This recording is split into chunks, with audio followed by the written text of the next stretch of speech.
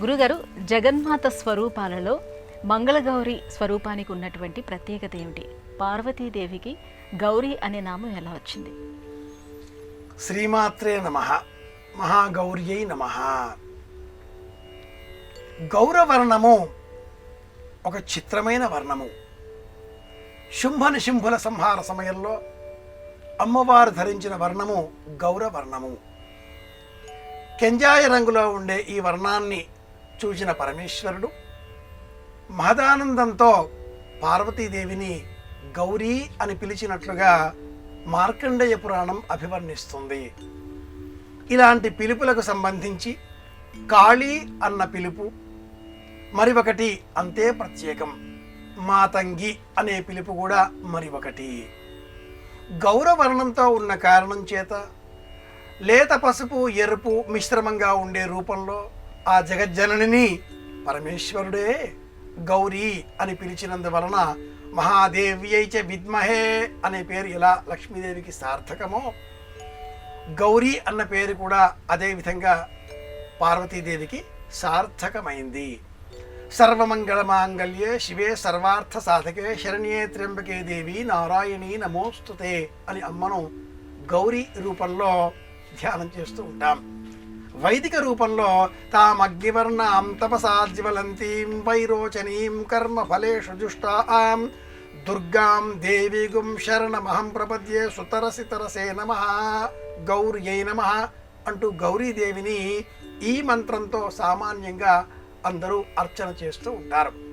అగ్నివర్ణంలో అంటే జ్వాల చివరన ఏ విధంగా పసుపు ఎరుపు ఆకుపచ్చ నలుపు కలిపిన మిశ్రమ వర్ణనం ఉంటుందో ఆ వర్ణన అనుసరించి ఆ వర్ణంలో శోభిల్లేటటువంటి జగజ్జనని అని పరమేశ్వర సంబోధన. ఇక మంగళకరము, కుజుడికి మంగళుడు అన్న పేరు ఉంది. భూమిని త్రవ్వే కొలది భూగర్భంలో కనిపించే వర్ణము గౌరవర్ణము.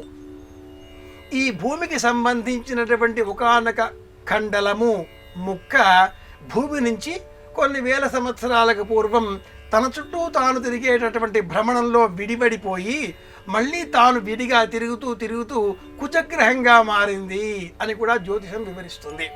ఖగోళ వైజ్ఞానిక అంశాలలో ఒక అంతరార్థం ఇది.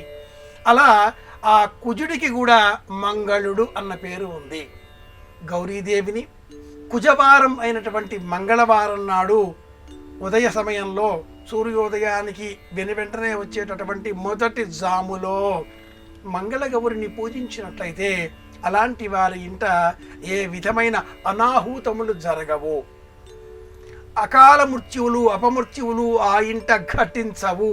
కలకాలం ఆ ఇంటిలోని వారు పిల్ల పాపలతో మనమలతో మనమరాండ్లతో వంశాభివృద్ధికరంగా జీవితాన్ని గడపతారు అనేటటువంటి సత్సాంప్రదాయంతో మంగళవారానికి ప్రాతినిధ్యం వహించే విధంగా సుబ్రహ్మణ్యుడిని, గణపతిని, అలాగే ఆంజనేయుడిని ప్రతీకాత్మకంగా తీసుకుంటూ సర్పరూపంలో జగజ్జననిని పూజించడం ఇది ఈ వ్రతంలో ఉండే ప్రత్యేకత.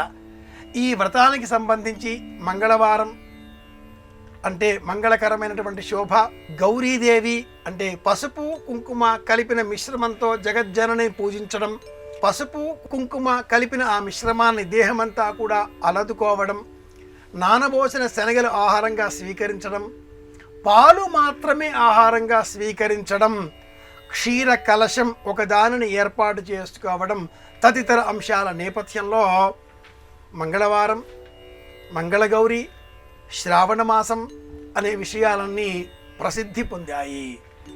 అలాగే భవిష్యోత్తర పురాణంలో ఈ వ్రత విశేషాంశాలు కూడా చెప్పబడి ఉన్నాయి.